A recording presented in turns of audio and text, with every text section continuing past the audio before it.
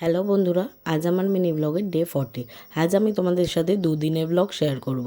রবিবার রাত থেকে আমার শরীর খুব খারাপ হয়ে গেছিলো, তাই মা এসে আমাকে কদিনের জন্য বাড়িতে নিয়ে গেছিল।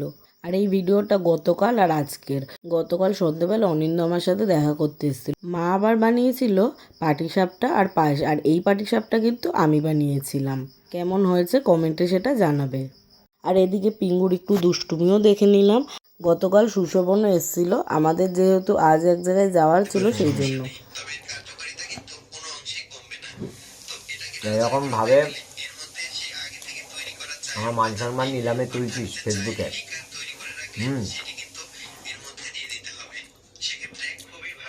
দারুণ হয়েছে পাটিসাপটাটা, অসাধারণ।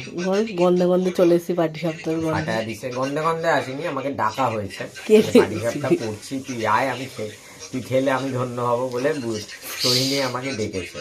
ঠিক আছে, প্লেজেন্ট উইথ মি সাথে থাকুন, দেখতে থাকুন, সাবস্ক্রাইব করুন, লাইক দিন আর শেয়ার করুন। ঠিক আছে, সাপোর্ট সোহিনী। আজ এক জায়গায় গেছিলাম দেখে আর কোনো ভিডিও নেওয়া হয়নি। দুপুরে বাড়ি ফিরে লাঞ্চ করে নিলাম, ভাত, মাছ ভাজা, এই একটা মিক্স ভেজ বানিয়েছিল মা, চিকেন আর স্যালাড দিয়ে। আমার শরীরটা যেহেতু এখন একটু স্টেবল আছে, তাই জন্য আজ আমি সুশোভনের সাথেই বাড়ি চলে আসলাম। আর আজ একটুও রেস্ট পাইনি সারাদিনে, তাই বাসে বসে আমার এত ঘুম পেয়ে গেছিলো। তারপর ট্রেনে করে বাড়ি চলে আসলাম। That's all, bye by.